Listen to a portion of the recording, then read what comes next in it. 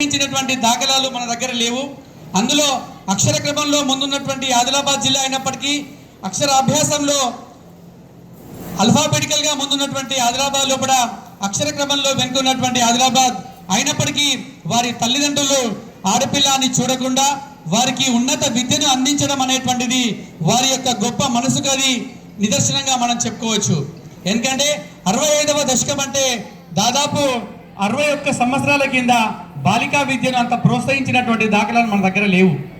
అయినప్పటికీ తల్లిదండ్రులు మరియు వారి సోదరి మనులు ఆమెను ఖానాపూర్ లోపల ఉన్నత విద్య మరియు అక్కడే హైయర్ సెకండరీ ఎడ్యుకేషన్ కూడా అక్కడే కంప్లీట్ చేయడం జరిగింది. ఆ తర్వాత వారు టీటీసీ టీచర్ ట్రైనింగ్ కోర్స్ అని ఇప్పుడు అంటారు, అప్పుడు అనేవాళ్ళు, ఇప్పుడు డిఎడ్ అని అంటారు.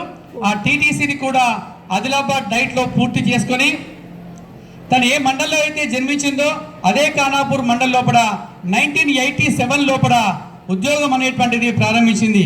అంటే 22 సంవత్సరాల వయసు లోపల ఆమె ఉద్యోగంలోకి రావడం జరిగింది. సుమారుగా 6 సంవత్సరాలు ఉమ్మడి ఆదిలాబాద్ జిల్లా లోపల ఎస్జిబిటిగా, అంటే ప్రస్తుత ఎస్జిటి అప్పుడు ఎస్జిబిటిగా సెకండరీ గ్రేడ్ బేసిక్ టీచర్గా తన ఉద్యోగ ప్రస్థానాన్ని ప్రారంభించడం జరిగింది. తర్వాత 93వ సంవత్సరంలో కూడా అంతర్జిల్లా బదిలీలో భాగంగా మేడం కరీంనగర్ జిల్లాకు అలకేట్ కావడం జరిగింది.